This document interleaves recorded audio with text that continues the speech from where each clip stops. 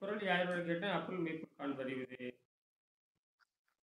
இத்தனை கிட்டத்தட்ட 50 நிமிஷம் விவாதம் பண்ணோம். ஆமாங்க ஐயா.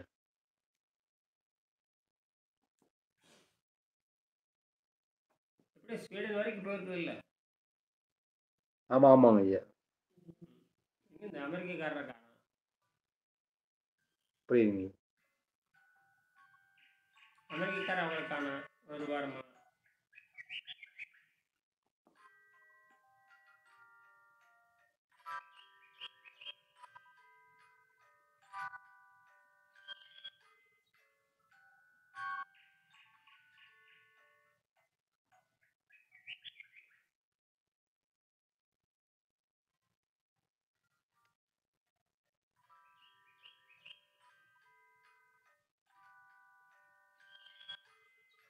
அகச்சுத்தி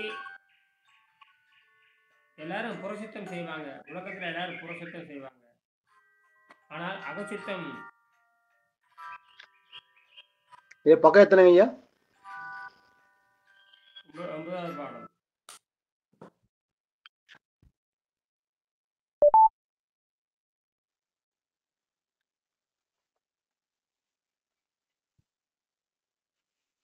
ஒன்பதாவது பாடத்துல சரிங்க. அகச்சுத்தத்தை புறச்சுத்தத்தை காட்டிலும் மகச்சுத்தம் மேன்மையானது. புறச்சுத்தம் செய்ய வேண்டும், மகச்சுத்தம் செய்ய வேண்டும். புறந்தூய்மை நீரால் அமையும், மகந்தூய்மை. இப்போ எல்லா மக்களும் நோய் வாய்ப்பட்டிருக்காங்க தெரிஞ்சு போச்சு. அதாவது சமாதி நிலைக்கு போறதா இருந்தாலும் கூட அது அகச்சுத்தம் தேவை. உணவை அகச்சுத்தம் செய்யணும், சமாதிக்கு போக முடியாது. நோய் வாய்ப்பட்டு தான் போக முடியும். இப்ப விவேகானந்தர் இருக்காருல்ல, விவேகானந்தர் வந்து நோய் வாய்ப்பட்டு தான் போனாரு. அவங்க வந்து அகசுத்தம் செய்ய தெரியல. அகசுத்தம் வந்து உணவை சுத்தம் செய்தால்தான் விடுதலை கிடைக்கும்னு அவங்களுக்கு தெரியல. சின்ன சின்ன உங்க தமிழ் படிச்சிருந்தா அகத்தூய்மை தெரிஞ்சிருக்கும். தமிழ் படிக்கலைன்னா அகத்தூய்மை தெரியாது.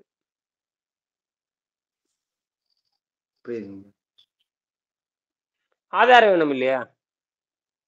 ஆமா,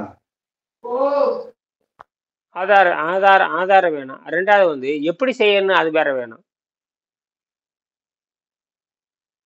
தன்னுடைய நோயை கூட தீர்க்க முடியாதவங்க தன்னுடைய நோயை கூட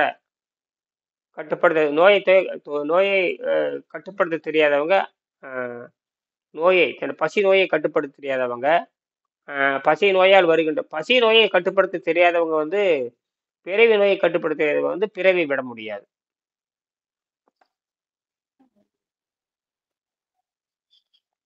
அதுக்கு பதில் சொல்லணும் இல்ல. பசிங்கிறது பிறவி நோய். அது பிறவிலே நோய் வந்துடுது. அது பசி. அந்த நோயை கட்டுப்படுத்த பிறவி எப்படி அறுப்பீங்க? சமாதிங்கிறது பிறவி அறுத்தல்.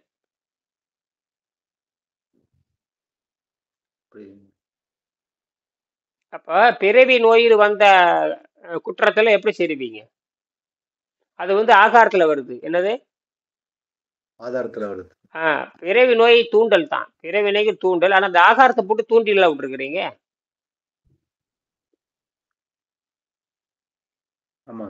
தவறான உணவு தான் சாப்பிட்றீங்க. சமாதிக்கு போறவங்க என்ன உணவு சாப்பிட்றீங்க? இயற்கை உணவு சாப்பிட்றான்னு கேட்கறேன். சமாதிக்கு போறவங்க இயற்கை உணவு சாப்பிட்டு இயற்கை உணவு சாப்பிட்டு தண்ணி தான் இயற்கை உணவு. தண்ணி தான் இயற்கை உணவு. பிணத்துக்கு கூட சாகரனுக்கு தண்ணி ஊத்துறீங்களா இல்லையா? ஆமாங்க. கடைசியா தண்ணி ஊத்தி கொண்டுடுறாங்க. அதுக்கு முன்னாடி பால் ஊத்தி கொண்டு போடுவாங்க. பால் ஊத்தி கொண்டு போடுவாங்க. பால் ஊத்தி எதுக்கு பால் ஊத்தணும்? எந்திரிக்கிறதுக்கு பால் ஊத்துறது இல்லையே. தண்ணி ஊத்துனா எந்திரிப்பாங்க. பால் ஊத்துனா எப்படி? பால் வந்து ஜீரணமாக. சாக போறவனுக்கு எதுக்கு பால்? பாலுங்கிறது கொடுமையான விஷம். அதே எதுக்கு அவனுக்கு ஊத்துறேன்னு சாகடிக்கிறது. சீக்கிரம் சாகறதுக்காக அவன் இழுத்துட்டு கிடக்குறான் இல்லையா? எடுத்துட்டு கிடக்கிறான் வந்து அவன் கருணை கொலை பண்றது என்னது. கருணை கொலை. ஆமா, வேற வழியே கிடையாது. அவன் எந்திரிக்க மாட்டான். இனிமேல் அவன் பொழைச்சி பிரயோஜனம் இல்லை, பொழைக்கவும் முடியாது. நோய் முத்திடுதுன்னா அப்ப அந்த அந்த கருணை கொலை தான் பால் ஊத்துறது. பால்ல தொடங்கி எவன் பால் குடிக்கிறானோ அவன் இப்படிதான் ஆவான்.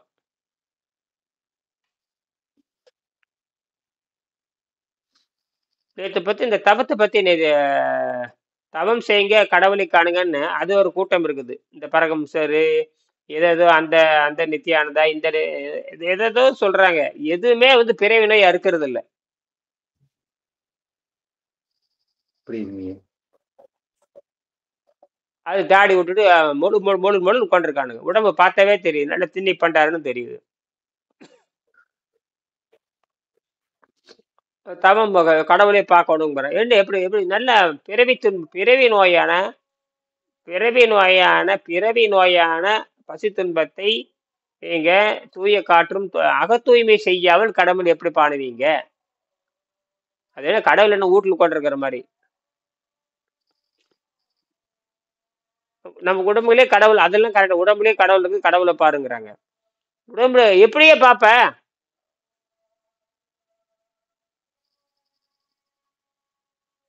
தூய்மை பண்ணாம எப்படி பார்க்க முடியும்? பார்க்க உடம்பை தூய்மை பண்ணாம எப்படி ஆமா, பார்க்க முடியும்? 2 மணி நேரத்துக்கு வரைக்கும் இட்லி போட்டுக்கிறேன், பாலை குடிச்சுக்கிறேன்.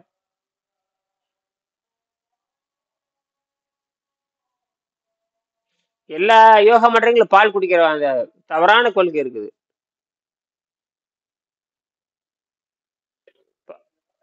பாலும் இட்லியும் தின்னுட்டு நீங்க எப்படி பிறவி நோயா இருப்பீங்க? ரெண்டாவது நோய்க்கு நீங்க வைத்தியமா பார்க்க முடியாது. நோய்க்கு வைத்தியமே பண்ண முடியாது. அதை பண்ணாம சித்தர்கள் அப்படிதான் பண்ணாங்களா? சித்தர்கள் என்பது அந்த குகை வரலாறு படிச்சு தமிழ்நாட்டில் நிறைய குகைகள் இருக்கு. ஒவ்வொரு குகையிலும் சித்தர்கள் இருக்காங்க. சித்தர்கள் முழு வரலாறு இருக்கும் அதுல.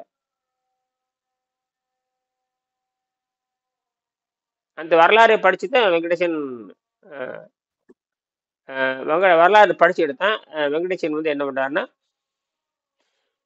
அந்த உண்மையை கண்டுபிடிக்கிறார். அப்படித்தான் காசியில வாழ்ந்த பவகாரி பாவா, அவர் பேரு பாபாகாரி பாவா, பவகாரி பாவா, பவா பாவா அப்படின்னு சொல்லி, பாபான காற்று. அவரும் குகையில தான் வாழ்ந்தாரு. குகைன்னா குழி வெட்டிக்கிறது, குழி வெட்டி அப்பப்ப மேல வருது. அந்த காலத்துல அப்படிதான். இன்னும் என் நண்பர் ஒருத்தர் குகை செஞ்சு வச்சிருக்காரு. செயற்கை குகை. இவரு சின்னசாமி பொறியாளர் கட்டிட்டு இருக்காரு, போய் பார்க்கலாம். ஒரு 50 லட்சம் ரூபாய் போட்டு வீடு கட்டுறாரு. சரிங்க. டாக்ஸ், அவர் நிறைய டாக்ஸ் கட்டுறவரு. அந்த டாக்ஸ் ஒரு வீடு ஏற்கனவே மாடி, ஏற்கனவே வந்து கோயம்புத்தூர்ல பெரிய பங்களா கட்டியிருக்காங்க. சரிங்க. தோட்டம் ஒன்று வாங்கியிருக்காங்க. தோட்டம் வந்து ஒரு 10 ஏக்கர் தோட்டம் இருக்கு. தோட்டம் அது அந்த 10 ஏக்கர் தோட்டம் 10 கோடி வரும். அவர் ஏதோ ஒரு சென்னையில் ஒரு இடம் விற்றுருக்காங்க. சென்னையில் ஏதோ ஒரு இடம் விற்றுருக்காங்க. எத்தனை 2 கோடிக்கு அது ஒரு 1.25 கோடிக்கு விற்றுருக்குறாங்க. அப்புறம் அதில் ஜிஎஸ்டி வர்றதுனால இந்த ஜிஎஸ்டி வரி தூக்கி இதில் போட்டு நீங்கள் வரி கட்ட தேவையில்லை, நீங்கள் ஒரு கட்டடம் கட்டிக்கலாம் அப்படிங்கிறாங்க. எப்பவுமே ஜிஎஸ்டி நீங்கள் கூட கட்டலை. யாருக்காவது வந்து ஒரு 30 லட்ச ரூபா 40 லட்சம் ஜிஎஸ்டி கட்டணுமா, அரசாங்கம் என்ன சொல்லணும்னா நீங்கள் அதுக்கு பதிலாக ஒரு கட்டடம் கட்டுங்கன்னு சொல்லுவாங்க. அந்த 30 லட்சத்தில் கட்டடம் கட்ட சொல்லுவாங்க. அப்படிலாம் வழி இருக்கு. சரிங்க. இந்த இடம் வித்ததுனால வந்த அப்ப வெறும் அது என்ன பண்றாரு, ஏதோ இருக்கிற பணத்தை போட்டு 50 லட்சம் ரூபாய்க்கு வீடு கட்டுறாரு. அதை வந்து அந்த ஜிஎஸ்டில கழிச்சிடலாம். அப்ப அந்த பணத்தை நீ அரசாங்கத்துக்கு பணம் கட்ட தேவையில்லை, அதுக்கு பதிலாக ஏதாவது உற்பத்தி பண்ணு அப்படிங்கிறாங்க. அதை காட்டுறேன். அது என்ன மாதிரி போது நமக்கு தேவையில்லை. அங்க வந்து 10க்கு 10 மேல வீடு, கீழே காங்கிரீட்ல குகை கட்டியாச்சு. கீழே கரெக்டா ஆள் இறங்கி போற மாதிரி நம்ம இருக்கேன். மாணவர்லாம் பார்த்தாங்க. ஓ பயிற்சியை கொடுத்தேன். அங்க பயிற்சியே எடுக்கலாம். ஓ சரிங்க ஐயா. அங்க எத்தனை நாள் வேணும் தங்கிக்க, அதுக்கு தனியா கட்டடமா கட்டிட்டாரு. சித்தர்கள் வருவதற்காக இடமெல்லாம் கட்டிட்டாரு. சூப்பர் சூப்பருங்க ஐயா. நான் வேற பயன்படுத்திக்கலாம். ஆனா ஃபீஸ் 30,000 பண்ணியிருக்கேன். 30,000 கட்டினா என் கூட வரலாம். புரியுதுங்க ஐயா. ஏற்கனவே சொல்லியிருக்கேன், 30,000 கட்டினா வரலாம்னு சொல்லியிருக்கேனா இல்லையா? அது எனக்கு தெரியாதுங்க ஐயா. அந்த மாதிரி அப்படி இது வரைக்கும் யாராவது சொல்லுங்க. நீங்க யாரு கூட சொல்லணும், நீங்க நோய் தீர்க்கறதுக்கு வழி இருக்குன்னு சொல்லலாம். நீங்க இது என்ன வேணா இப்ப அவர் சொல்ற மாதிரி கேட்டீங்கன்னா நீங்க நிரந்தரமா நோய் தீர்ந்துரும். புரியுதுங்க ஐயா. வந்தா வரட்டும், ஏன் அவங்க சாகுறாங்க? அதனால புற தூய்மை ஐயா, இப்ப சொல்லுங்க. ஐயா இப்ப நோயினால கடுமையா பாதிக்கப்பட்டிருக்காங்க. அவங்களுக்கு நம்ம தீர்வு கொடுக்க முடியுதானே? கொடுக்க முடியுதானே ஐயா? நம்ம அதுக்கு சொல்லி கட்டணம் முடியும் கொட்டி கூட்டு முடியும் ஐயா முடியும். கிட்ட சொல்லலாம். நீங்க நோய் யாருன்னு சொல்ல, சரிங்க நான் ஐயா. பேசிக்குவேன். அவங்க நோய் தீர்ந்து போயிடும், திருப்பி நோய் வராது. சரிங்க நீங்க வந்து சரிங்க இந்த கட்டணம் சொல்லிடலாம். சரிங்க ஐயா. ஆரம்ப சொல்லிடுறேங்க ஐயா. கட்டணம் 20,000, நல்ல கட்டணம் கொடுக்கலாம். சரிங்க ஐயா. சொல்றேங்க ஐயா. நல்லாயிரும், 6 மாசத்துல நல்லாயிரும். நோய் நல்லாகிறது நீங்க 3 நாள் 4 நாள் குணமாயிரும். 3 நாள்லயே முன்னேற்றம் தெரிஞ்சிடும்.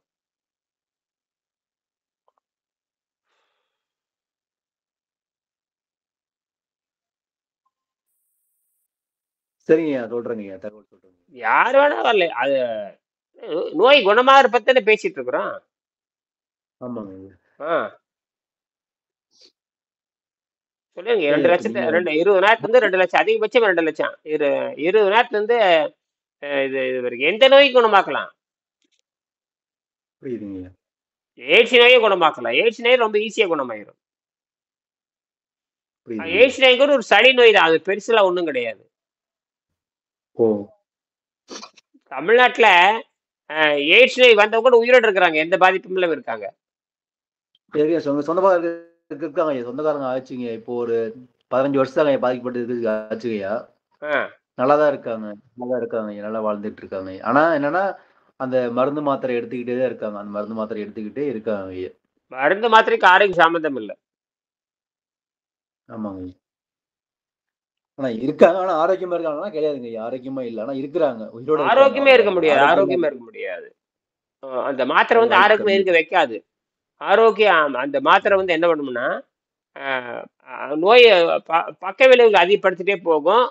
வெவ்வேறு நோய், புது புது நோய்கள் உண்டாக்கிட்டே இருக்கும். புது புது நோய்களை உள்ளாக்கிட்டே இருக்கும். சித்திரவதை பண்ணிட்டே இருக்கும். சித்திரவதை. கிட்டே இருக்குங்க ஐயா. ஆமா. புரியுதுங்க. அது உடம்பை அதுக்கு தான் இந்த உடம்பை சுத்தம் செய்யணுங்கிறாங்க. புற அந்த அகம் ரத்தம் கெட்டு போனதுனால தான் அது நடக்குது.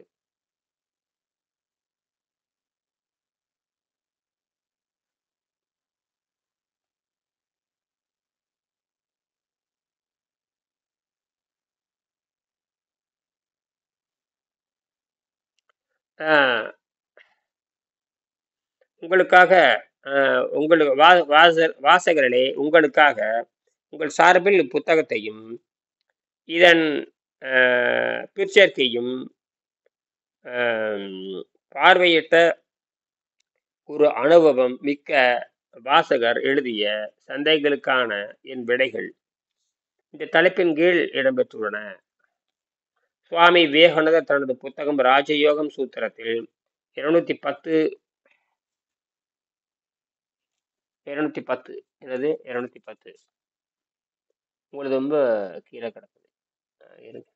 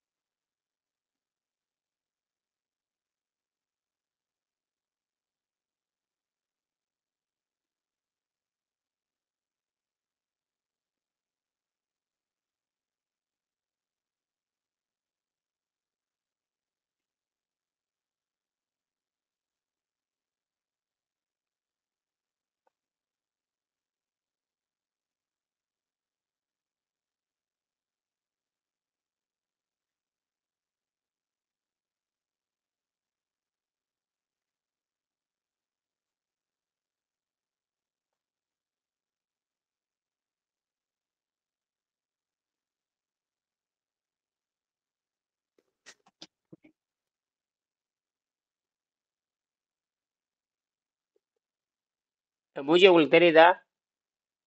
தெரியுங்கய்யா, கிளியரா வருதுங்கய்யா. உங்க கொஞ்சம் பெருசாவே வருதுங்கய்யா, ஸ்க்ரீன் பெருசாவே வருதுங்க. நல்லா இருக்குங்க.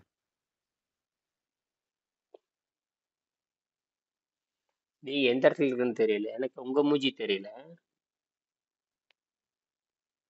இது கொஞ்சம் கண்டுபிடிக்கணும். இது எங்க நிறைய இருக்கு தெரியுது. வடிப்பான்கள் தோன்றும்.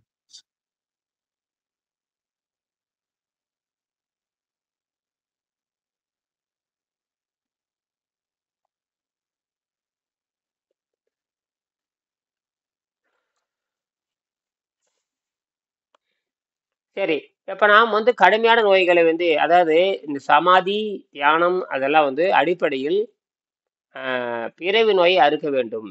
பிறவி துன்பம் என்கிற உணவு பழக்கத்தை மாற்ற வேண்டும். உணவு பழக்கத்தினால்தான் வந்து நோய் வர்றது காரணம். உணவு பழக்கத்தை விட்டுடுத்தா நீங்க சமாதி, உணவு பழக்கத்தை விட்டுடுத்தா நீங்க தியானம் இதெல்லாம் போகணும். 7ஆம் நிலை அது. இப்பதான் கண்டுபிடிக்கப்பட்டது. இதுக்கு முன்னாடி யாருக்கு அது தெரியாது. 2000 வருஷமா எப்படி பண்றதுன்னு தெரியாது.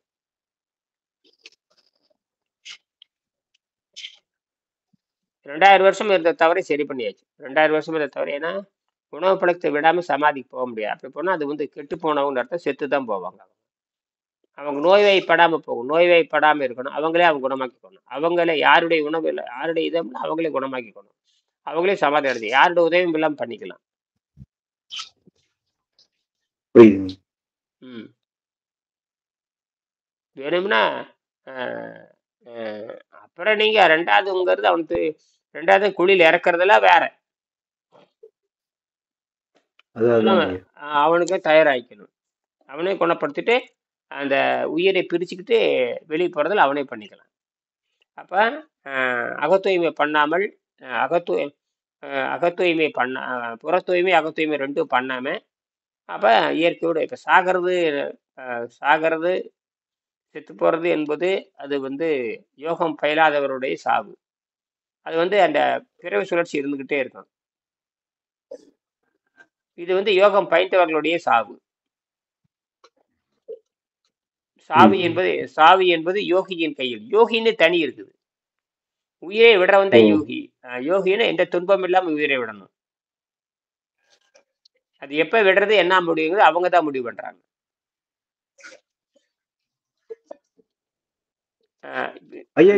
இப்ப யோக முறை பயின்றவங்க வந்து அந்த துன்பம் வியாதி வந்துருச்சு அப்படின்னா அதுலயே அவங்களே வந்து உடலை விட்டு போயிடுறாங்கன்றாங்க. அது எப்படிங்க? அது எப்படிங்க? அது வந்து முற்று கிடையாது. அரைகுறை அது ஏற்றுக்கொள்ள அரைகுறை. மூச்சு நிறுத்துற மாதிரி யோக முறையை பண்ணி பண்றாங்க. நோயில ஏன் நோய் வந்துச்சு? நோய் சரி பண்ணணும், பிறவி நோய் சரி பண்ணணும் இல்ல. தற்கொலை தாங்க ஐயா, தற்கொலை மாரிங்க ஐயா, தற்கொலை மாரி. ஆமா, அது நோய் நல்லா ஆகாது. பிறவி நோய் குணப்படுத்தாம நீ போனேன்னு என்ன அர்த்தம்? புரியுதுங்க ஐயா. கேள்வி அங்கதானே. பிறவி நோய் குணமாக்காம எப்படி போனீங்க? நீங்க சங்கிலி தொடர் அறுக்காம எப்படி போன? இல்லைங்க ஐயா, இப்ப அவங்க துன்பம் இல்லாம தான் உடல் விட்டு போறாங்க. துன்பம் இல்லாம அந்த உடல் நோய் வந்துருச்சு அப்படின்னா துன்பம் இல்லாம நோய் ஏன் வரணும்? நோய் அந்த காரணத்தை யோசிக்கிறது, வரதுக்கான காரணத்தையே சரி பண்ணலாம்ல. சரி பண்ணலாம். நோய் வந்து செத்து போறேன்னு என்ன அர்த்தம்? தூக்கு போட்டு சாகுறேன்னு அர்த்தம். நிறைய பேர் நோய் வந்து தற்கொலை பண்ணிக்கிறாங்க. அப்புறம் மனநோய் வந்தாலும் தற்கொலை பண்ணிக்குவாங்க. உடல் நோய் வந்தாலும் தற்கொலை பண்ணிக்குவாங்க. பெரிய பணக்காரன் அந்த ஜோய் ஆல்காஸ்ங்கிற பெரிய பணக்காரன் ஜோய் ஆல்காஸ் போன வாரத்தில் தற்கொலை பண்ணிட்டான். ஜோய் உலக பணக்காரன், தங்க நகை பணக்காரன்.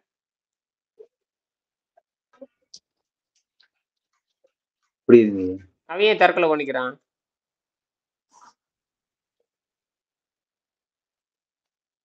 அதே மாதிரி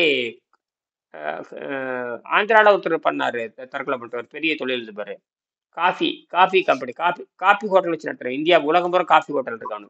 இந்தியா பூரா காஃபி டே. அவனு தான் தற்கொலை பண்ணிட்டான். ஏன்? அவன் பொண்டாட்டி உயிரோட தான் இருக்கா. பொண்டாட்டி உயிரோட தான் இருக்கா. மனநோய் அவங்களுக்கு. மனநோய். எப்படி பணக்காரங்க என்ன நோய் வந்துச்சு?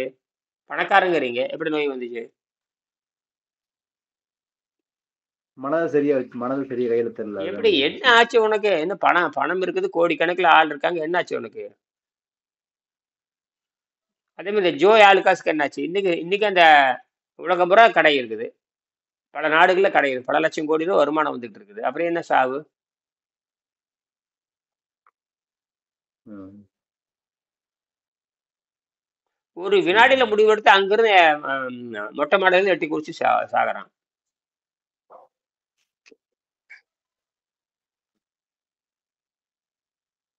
என்ன அர்த்தம்?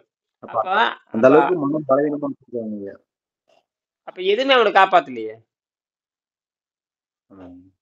சரி, அப்ப இங்க பிறவி துன்பத்தை நீக்கினால் உண்மை, பிறவி துன்பை நீக்கிட்டோம்னா இயற்கை போக்கிக்கும். பணம் ஒரு ஓ! சிறு அவன் பணம் பணம் பணம் ஒரு சிறு தேவைதான். அவன் நிறைய கடை வச்சிருந்தா என்ன பண்ணிட்டு என்ன? அது இயற்கைக்கு, இயற்கையில அதெல்லாம் கிடையாது.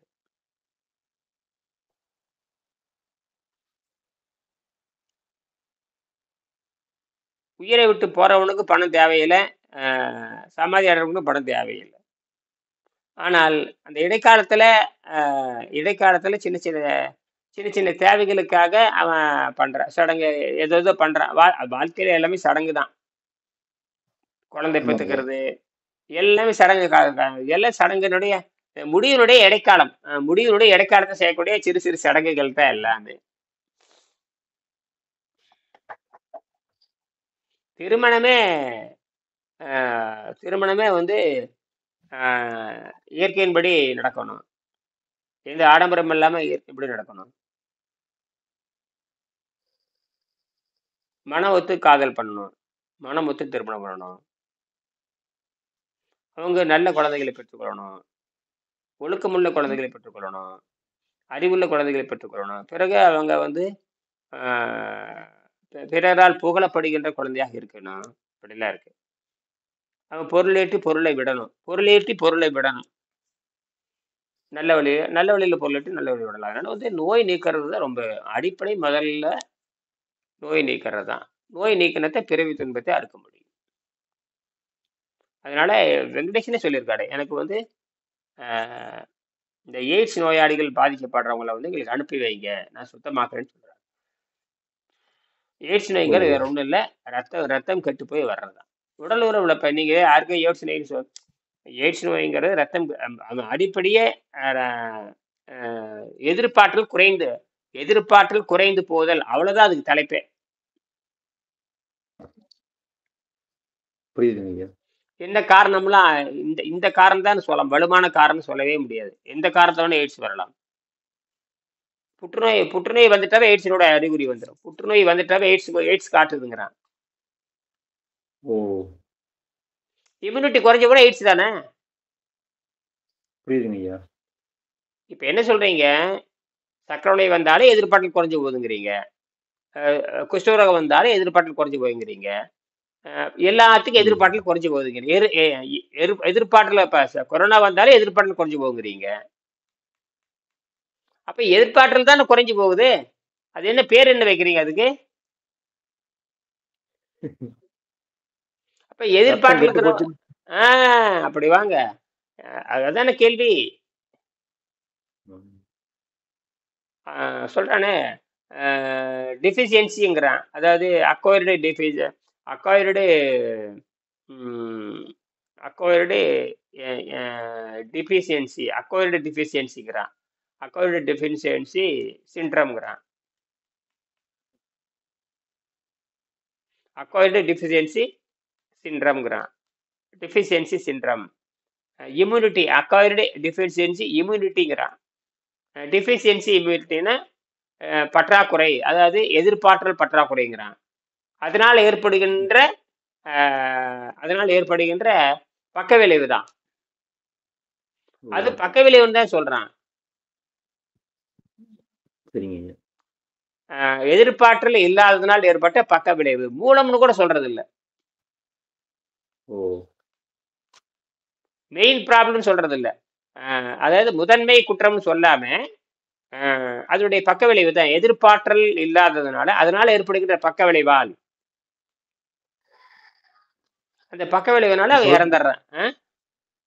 அப்ப சொல்ற முறையே சரியில்லை, தெரியலீங்கய்யா, சரியில்லை அப்படி அது. சொல்ற முறையே நமக்கு புரியுது, ஆனா எனக்கு புரியுது. அதான் அதான். எதிர்பார்த்தல் இல்லைங்கிறது ஒரு மூலம், எதிர்பார்த்துறதுல இல்லைங்கிறது முதல் சிக்கல்.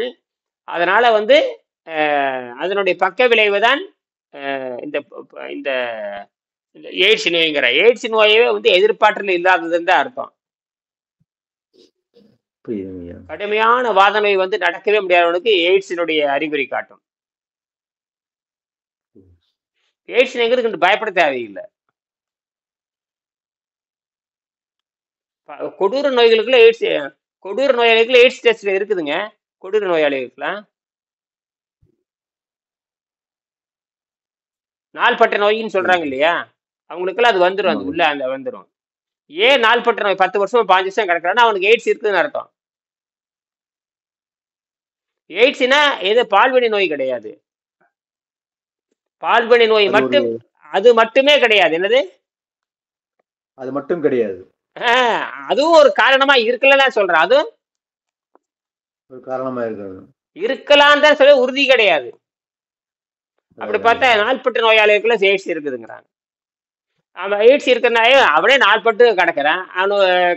அவனை போய் சோதனை பண்ணா எய்ட்ஸ் இருக்கிற மாதிரி காட்ட, அவன் எந்த பெண்ணு கிட்ட போனான்? அப்படி இல்லவே இல்லை, நிரூபிக்கவே முடியல. எய்ட்ஸ் நோயாளி உயிரோடு இருக்காங்கன்னா அப்புறம் அவனை அவனை பால்படி பண்ணிட்டே இருக்கிறான். அவரை கேட்டு பாருங்க, எந்த பெண் கிட்ட போனா போக அந்த ஆளுக்கு எப்படி வந்துச்சு? புரியுதுங்கய்யா. 15 வயசு குழந்தைக்கு எய்ட்ஸ் இருக்குன்னு சொல்றானே, 5 வயசு பானவனுக்கு, 10 வயசு பையனுக்கு ஆமாங்க. எப்படி 5 வயசு 10 வயசு பையனுக்கு வந்துச்சு? ரத்தம் கெட்டு போச்சு, அதனால வந்து அது ரத்தோட இது பாடுது. ரத்தம் கொடுத்ததுனால 7 வயசு குழந்தைக்கெல்லாம் வந்திருக்குது. அந்த குழந்தைக்கு ஏதோ ஒரு காரணத்தினால மாற்று ரத்தம் கொடுத்துருப்பாங்க. அந்த ரத்தத்துல இருந்து உள்ள அந்த ரத்தம் வந்து அந்த ரத்தம் என்ன சொல்றான்னு கேட்டீங்கன்னா, அந்த ரத்தத்தை சோதனை பண்ணித்தான் பதப்படுத்தி வைப்பாங்க. எந்த ரத்தமா இருந்தாலும் சோதனை பண்ணி பதப்படுத்தி அதுல அந்த ரத்தத்தினுடைய தன்மை என்ன, வகை என்ன அப்படிங்கறதெல்லாம் அதுல ஒட்ட வச்சிருவாங்க. எடுத்து பார்த்தா அந்த நோயாளிக்கு இது பொருந்துமா அப்படின்னு பார்ப்பாங்க. ரொம்ப துல்லியமா தீவிரமா அது பதிவு பண்ணி, சும்மா சும்மா ரத்தத்தை வாங்கி அடுக்கி வைக்க மாட்டாங்க. அது எல்லாமே சோதனை பண்ணி வைப்பாங்க. சோதனை பண்ணி குளிர் சாதனத்தில் வச்சிருவாங்க. அது அப்படியே வருஷ கணக்கா இருக்கும்.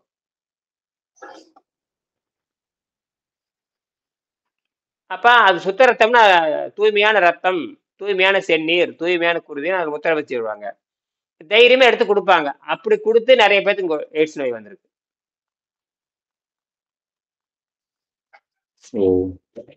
எங்க இருந்து வந்துச்சுன்னு கேட்டா, எடுக்கிறப்போ தூய்மையான ரத்தம் தான், அதுக்கப்புறம் அது உள்ள வளர்ந்துட்டு இருக்குதுங்கிறான், யாருக்குமே தெரியாதுங்கிறான்.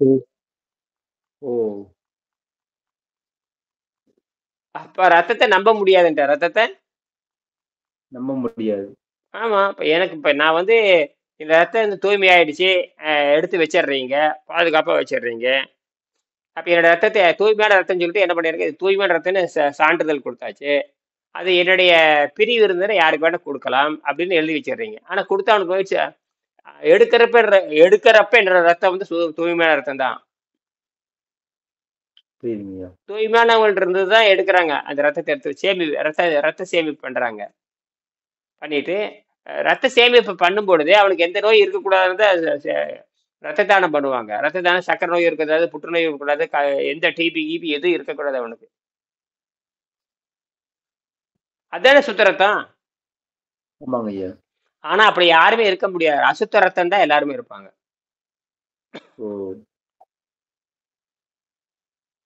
இல்ல இறைச்சி திங்கிறவனுக்குள்ள நான் எதிர்பார்ட்டுல இருக்காது.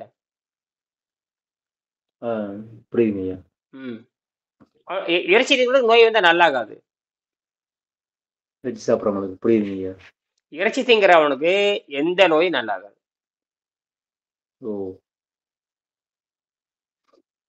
அரபு நாட்டுல கொடூர நோய் வருமே,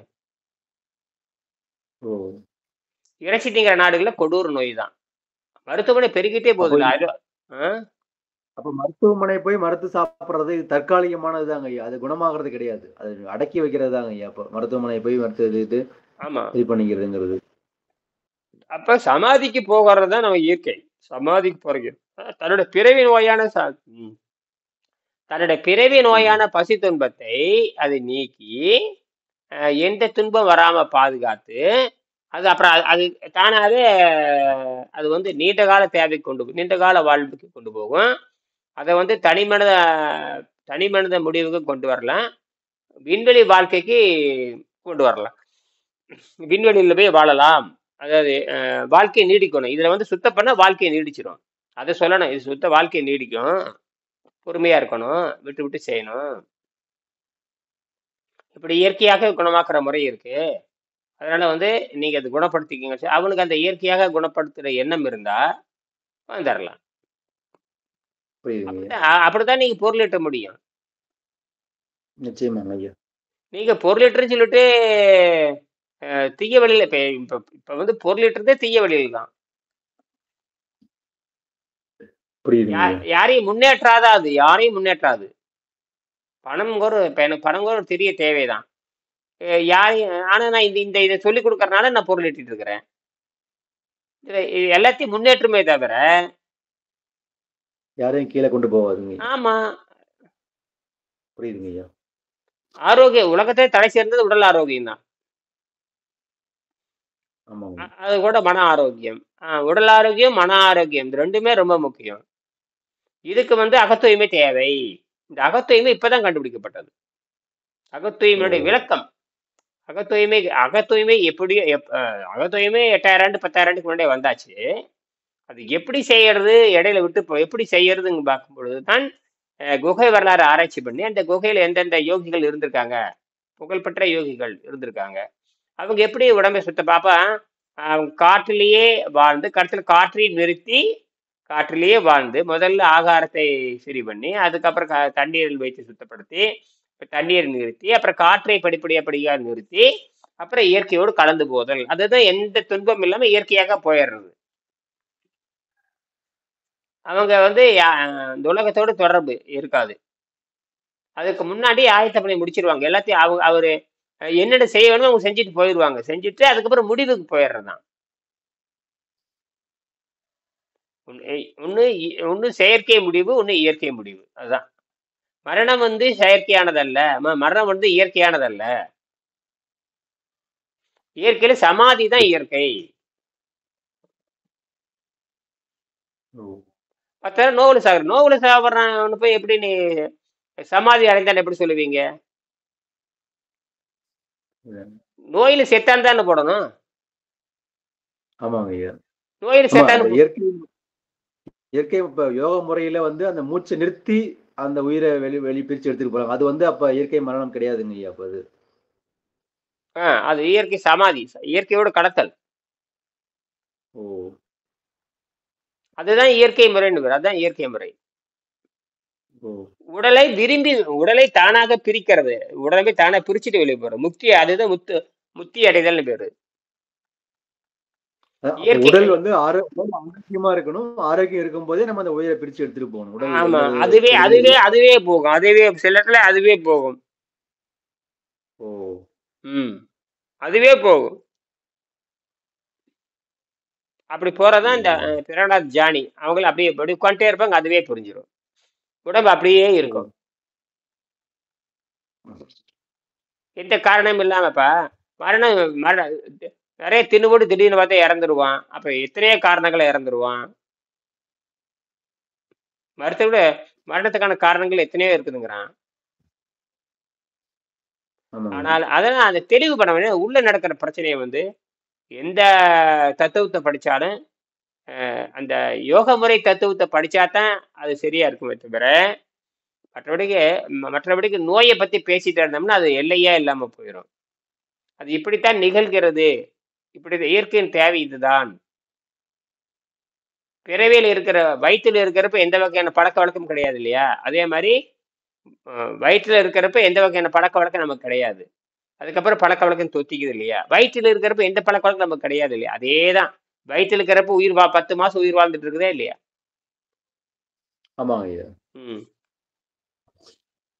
ஒரு கோழி முட்டை கூட அம்மாட்டு தொடர்பு கிடையாது. ஒரு கோழி முட்டை உருவாகுதுன்னா அது அம்மாவோட எந்த தொடர்பும் இல்லை. முதல் முட்டை உருவாகிறது. முட்டை உருவாயிட்டாவே அம்மாவோட தொடர்பு கிடையாது, தாயினுடைய தொடர்பு கிடையாது. ஓ வெப்பம் மட்டும் வச்சிருக்கோம். அப்பப்ப வெப்பம் மட்டும் இருக்கும். குழந்தைகள் அந்த 20 நாளே என்னமோ வெப்பம் வெப்பம் கொடுக்கும். வெப்பம். ஓ ஆமாங்க ஐயா ஆமாங்க ஐயா அது தவிர எதுவுமே கிடையாது. அது தவிர எதுவுமே கிடையாது. ம். ஆனா நமக்கு தான் ஒரு தொப்புள் மாரி ஒரு உறவு இருக்கு. ஆமாங்க ஐயா அத துண்டிச்சிட்டு தான் வெளிய வரணும். ஆமாங்க அது சுருங்கி போயிரும் அது உள்ள. தொடர்பு துண்டிப்பாங்க. அம்மாட்ட தொடர்பு துண்டிப்பாங்க. அது அந்த தொப்புள் கொடி அந்த கொடி வெளிய வரும். அந்த கொடிய தொட்டி பாதுகாத்து வைப்பாங்க. அந்த காலத்துல அந்த அந்த தொப்புள் கொடிய பாதுகாத்து வைப்பாங்க. அந்த ஓ குழந்தைக்கு ஏதாவது ஆமாங்க நோய் வந்து ஐயா அந்த ஆமா. அதெல்லாம் இப்பலாம் இப்பலாம் அந்த தொப்புள் கொடி சேமிக்கிற தொப்புள் கொடி சேமிச்சு வச்சுருவாங்க. ஒரு குப்பியில போட்டு கழுத்துல கட்டி விடுவாங்க. கையில கட்டி விடுவாங்க. இப்ப இந்த தாயத்து ஓ முறையே ஒழிஞ்சு போச்சு. தாயத்து கட்டுறதே போயிடுச்சு. ஆமாங்க அது தாயினுடைய சத்து தான். தாயினுடைய சத்து தான் தாயத்து. தாய் சத்து.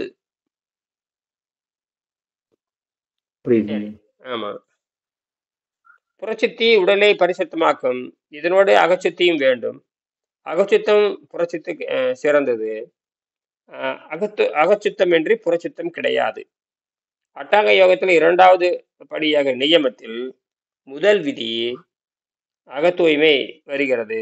இந்த அகத்தூய்மை இல்லை என்றால் நான் ஏற்கனவே குறிப்பிட்டு உள்ளபடி சுருளிமலை யோகிகளும் சேந்தமங்கலம் சிவபிரகாச சுவாமிகளும் பவகாரி பாபாவும் மாத கணக்கில் ஒரு குகையில் காற்றை மட்டுமே சாப்பிட்டு இப்ப நாம வந்து இப்ப இந்த அஹ், தூய்மை பண்ணிட்டோம்னா இப்ப நான் மாங்காய் தான் சாப்பிட்டேன். அப்ப எனக்கு மாங்காங்கிறது என்ன ஒரு தூய்மை தான். அப்புறம் எனக்கு பச்சையில எதுல வாழுது இந்த உடம்பு? காத்திலே வாழுது. அவ்வளவுதான். காத்து காத்துலதாங்க எல்லாரும் உயிர் வாழ்ந்துட்டு இருக்கிறாங்க. ஆமாங்க விலங்கு எதுல வாழுது? விலங்கு காத்துலதான் வாழுது. ஆமாங்க அது பறவை அதுக்கு சுவாசம் இருக்கு. எல்லாத்துக்கும் சுவாசம் இருக்குது. எல்லாத்துக்கும் சுவாசம் இருக்கு. அதுக்கு பசி தாகத்தை கட்டுப்படுத்த தெரியாது தவிர சுவாசத்தை தான் வாழுது.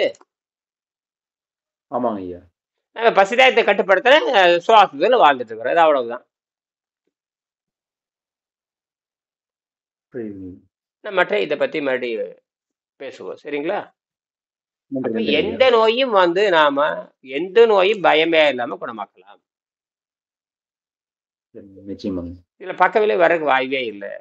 எப்படித்தானே நீங்க இது செய்யலைன்னா துன்பத்தை விடுதலை எந்த பழக்கமும் இல்லாம பிறவி நோயை அறுத்துக்கிட்டு நீ இயற்கையாகவே மரணம் அடையலாமே. புரியுதுங்க ஐயா ஏன் துன்பத்துல மரணம் அடையணும்? துன்பம் இல்லாம சாகும்னு சொல்றீங்க இல்லையே, எல்லாரும் அப்படிதான் நினைக்கிறாங்க. துன்பம் இல்லாம போய் சேரணும்னா நீங்க துன்பப்பட்டு தானே இருக்கிறீங்க. ஆமாங்க ஐயா இப்ப துன்பம் இல்லாம சாகறதுக்கு வழி இருக்கு. புரியுதுங்க ஐயா நன்றி. பேசுவோம். மீண்டும் நன்றி சந்திக்கலாம்.